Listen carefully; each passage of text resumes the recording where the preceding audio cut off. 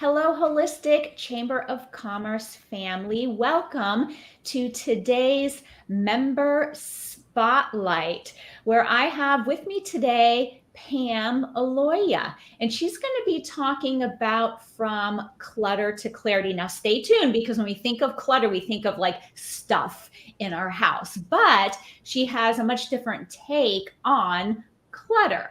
So I'm so excited for this presentation. Just a little bit about Pam. She's an energy and emissary and author, serving individuals and groups and opening doorways to their souls while helping them find the answers within. She works through meditation, energy work, and small group classes to help people with their personal growth efforts. So welcome, Pam. Thank you. Thanks for having me here today, Lore. Yeah. So let's jump in and define clutter. Like, what are we really talking about here? Right. So clutter, to me, clutter is anything that distracts a flow of energy. And if you look it up on Webster, I think Webster, I have it written here, says to fill or cover with scattered or disordered things that impede movement or reduce effectiveness, which is true. So anything that kind of blocks the flow of energy moving. Now in feng shui, we do talk a lot about the physical flow of a room. You know, does it have the right colors? Does it have the right balance? Does it have the right elements and a good mix of each? Does it have the right texture? Can things flow in and out? Is there anything obstructing that? But we also talk about clutter in the mental and the emotional sense. And that too is going to be anything that kind of stops or gets in the way or distracts the flow of a conversation, of our thoughts, or anything like that.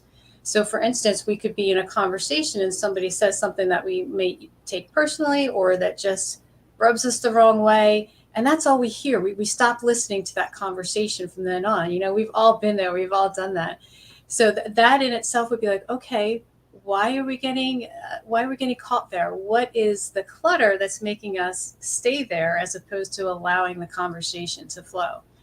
And that'll happen too with, you know, is it a thought? Is it an emotion? And what can we do about that once we notice it? You know, how do we get past that? But that's where clutter is. And then from a spiritual standpoint, we have clutter in things that keep us from doing our own inner reflection or doing our own inner growth, whether it's self-sabotage in a way, or we distract ourselves with our phones, or not staying with our eating and exercise regimen, things like that. So that's all the things, anything that causes a little blockage. I'd like to look at it as, pipes that have water flowing through it, right? We can either have a big debris in there, we'll see the difference, but the water flows through it because it won't flow because there's debris. But a lot of our clutter will happen gradually. So it's like a little buildup at a time. So you don't always see that buildup is happening. You see the physical things, but the emotional and mental things kind of build up over time.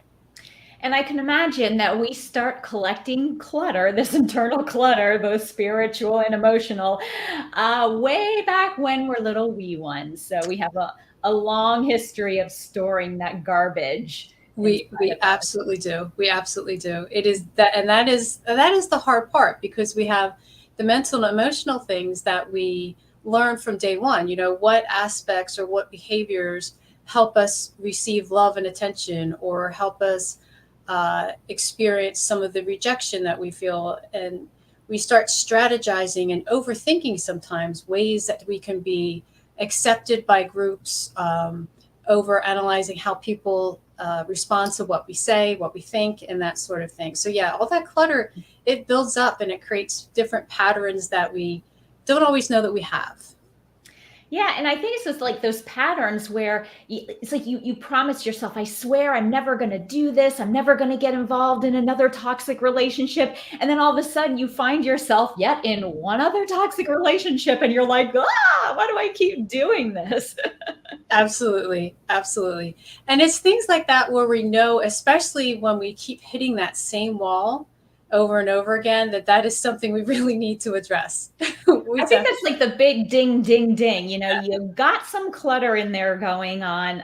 If you are stuck in these patterns and like, no matter what you try, you can't seem to get out of it. Yes. Yes, that is true. And awareness is key. You know, we need to be Yeah. aware of that, because some people are like, oh my gosh, this has been happening my whole life. And they just don't really realize it, you know, until you put it in the Right. context. So Right. awareness is helpful. I'm curious, how did you get into this decluttering business?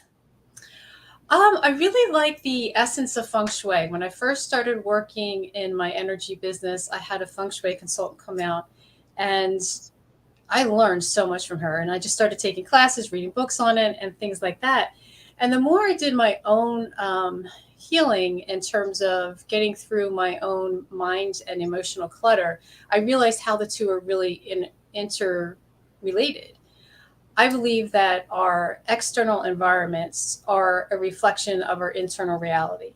So, whatever beliefs we have, whatever clutter, like I said, is going on mentally and emotionally, that's going to show in various aspects of our lives, in our environments. That's not to say that there is some good clutter and some not so good clutter. I don't like to put positive and negative things around it. It just is, you know. Mhm. And sometimes we'll have people who clutter is one thing to one person, one thing to another.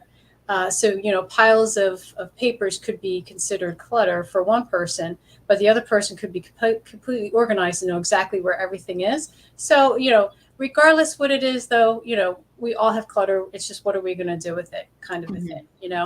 Yeah. I think, most people have heard of feng shui and they think of automatically like organizing the stuff in their house. But it sounds like you're kind of practicing like feng shui for the emotional body and the soul body as well.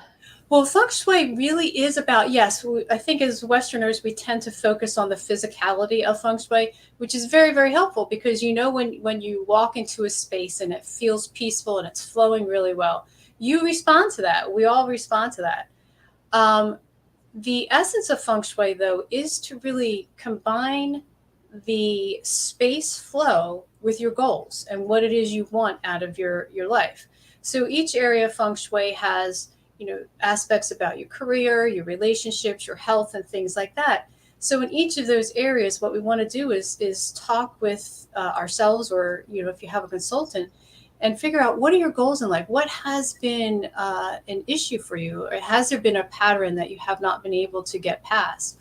Or a lot of times you'll see in relationships, well, that's going a little further. It's a lot of detail. Like in relationships with, if you're coming out of a relationship, what can we do to that relationship area to bring in what you want? Same thing with career, same thing with health. So it really is about combining our mental, emotional, health goals and wishes and dreams, and placing the environment in the most optimum space for us to draw that in. Mhm. Does that make sense? It does. It does. So how do you start to dig when someone wants to work with you? How do you start to dig into what exactly their clutter is? Like, what does that process look like? So, okay. So there's a couple things. There's always an initial consultation where we talk about anything and everything that comes up about feng shui. Like, why do people want to do it? Because some people have different ideas of what they want, and sometimes they're right on target. And other times it's like, okay, that is one thing that drew you into it. So maybe a messy apartment, trying to figure out, what do I do with all this stuff? Why do I have all this stuff? And helping folks just kind of clean out and declutter in that sense. But I usually sit and talk with folks about what it is that they really want. And we draw in different areas that they may not have thought about before. So when they say that, oh, this room is such a trouble room, we're like, okay, well, this is in your fame section of the bakwa, of your feng shui, um, I don't know what to say, feng shui area. And then we could talk about that. So it is really about a good conversation or two to figure out where you're struggling, and then how we can adjust the environment to bring in that which you're desiring. Mm. So it's almost like you do a complete assessment first. And I found this to be very interesting back in my psychotherapy days when I would do like these biopsychosocials. It's like someone would come in with one problem, and then as you're doing the assessment, you're like, oh, yeah, okay, but the real problem is like way over here. Yes, this and this. Do you find It that is so happens? true. It is absolutely true.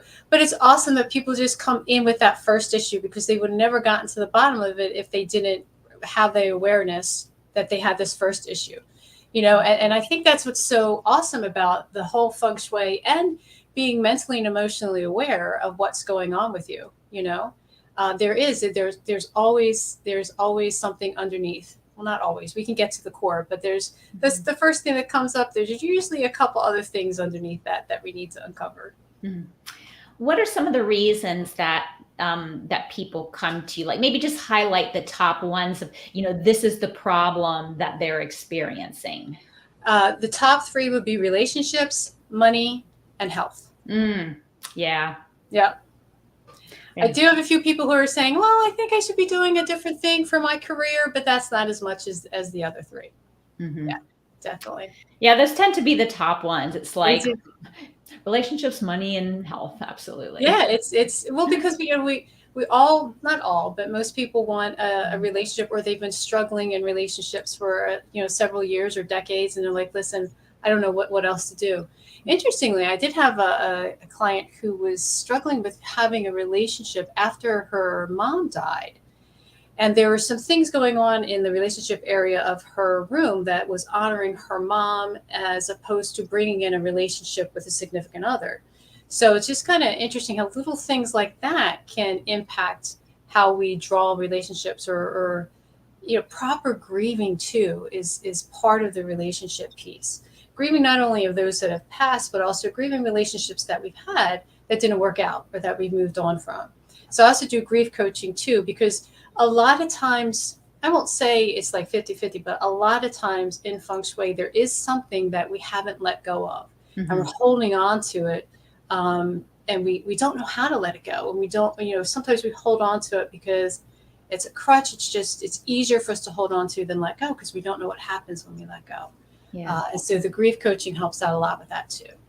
I can see that. If you think about life, it's always a cycle. It's that constant cycle of birth and death, in essence, not like literally, but Right. we have the loss of careers, we have the loss of like an era in terms of aging and time. And there's always that sense of we're losing something Yes. to gain something else. Yes. Yeah. And I think as a society, we don't always honor that really well. Even, if we're going to take grieving in general for death, if you're working in a corporation, you get 3 days to honor that grief that you have. It takes years to work through grief, 3 days. Oh, that's nice, but it's not enough, So, and how we handle the grief in our everyday lives with, losing mobility, losing, your child goes off to school, or whatever it is, like you said, any normal beginning and endings, like school years, beginning and the end of the school year, is really helpful when we have to grieve, or we find ourselves in a position to grieve something much more deep than that. Mm-hmm. Well, I love this approach of really going inward and finding out, like what is there? Because if you can get down to the root cause of whatever's going on, then you have, so much more potential to be able to move forward from it than just kind of like scrapping at the symptoms and, trying a bunch of going to meditation and yoga. And while all that's good, your work really gets down to like the root of what's going on for people. Yeah, absolutely. And we talked about how awareness is key.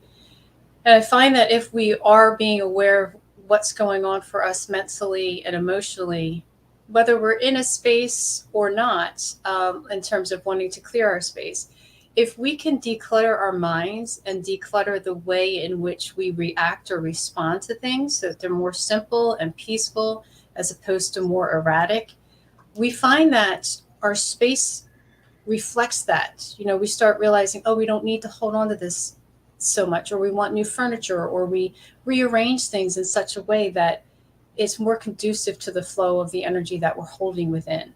Mm-hmm.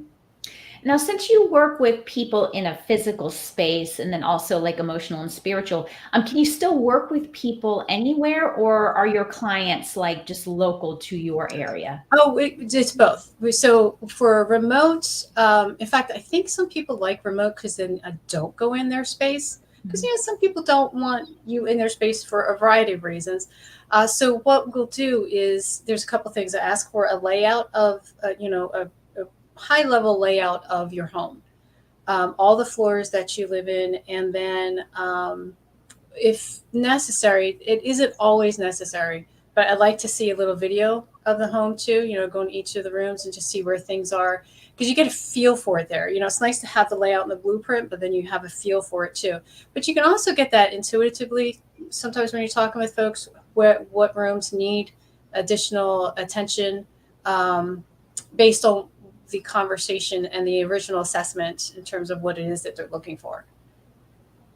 Okay. No, that's good to know, because a lot of time I think, again, that perception of feng shui is, oh, somebody comes to my house and does something. So I just wanted to make it, clear for people that are watching this that are interested that you indeed can work with people. Absolutely. Yes. Thank you for bringing that. Totally true. Yes. In person and remote. That's a lovely thing these days. Technology makes it so easy to do that now.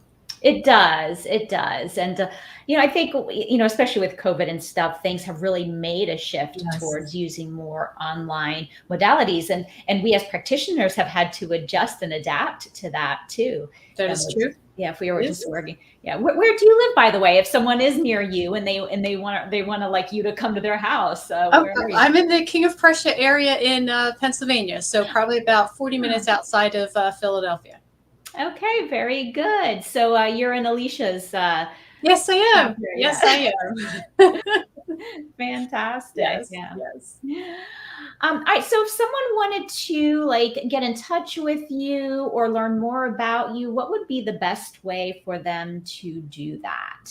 And you have a book too, so tell us. So I'm on social media. I'm on LinkedIn and Facebook. So on LinkedIn, I'm in as Pamela Aloia author. On Facebook, I'm on as Pamela Aloia and also as Soul Angel, SOL Angel. My website is PamelaAloia.com. It'd be easier if you just look at the links for the spelling of my last name. I know it's not easy. And there's a lot of, I like to work with folks in conjunction. Basically the way I look at it is we bring in the feng shui and the kind of life coaching, grief coaching, intertwined together to create what it is that you need or what it is that you're looking for. I also have a book that I wrote a couple of years ago. It's called The Daily Cloak. And this has a lovely array of techniques in here to help out with clearing space in terms of not only physical space, but also clearing ourselves, because we're always bringing in different energies through our thoughts and emotions. So sometimes it's nice to have nice clearing ways to get rid of that energy so we can get centered and open up our hearts to be able to listen to what it is that we want to bring into our lives. Okay. I went ahead and put your email address and URL in the chat box. I apologize in some of these because we're in StreamYard and it goes to different areas. Like some of them have like mushed it all together. Okay. So, but I have your book there. So if anybody wants to check out your book on Amazon, they can. Is there anything you would like to leave our viewers with? Maybe one last tip or piece of advice or something that, we didn't get to yet? Yes. I usually tell people to really be honest with themselves, because sometimes people can really be accountable for their own inspiration to create the environments in their minds, hearts, and spaces that they really desire. And make sure you have a decent support group to help you out, whether it is trusted family and friends that you can rely on for positive and constructive feedback. And if you don't, there's plenty of folks out there like me who are willing to do so and provide that objective experience for you. Well, thank you, Pam, so much for being on here today and sharing your wisdom with us. Again, for anybody watching, even if this strikes your fancy and you don't know much about feng shui or, this concept of internal clutter, reach out to Pam. I'm sure she'd be happy. Here I am speaking for I'd Pam. love to. I'm Would sure love she'd be to. I'd happy love to have talk a about it. conversation with you and just Yes. kind of let you know a little bit more what it's about and answer your questions. So, Great. feel free to reach out to her. So thank you so much for Pam for being here, and thank you everybody for tuning in. We will catch you next time. Sounds good. Thanks, Lore. Have a great rest of your day, everybody.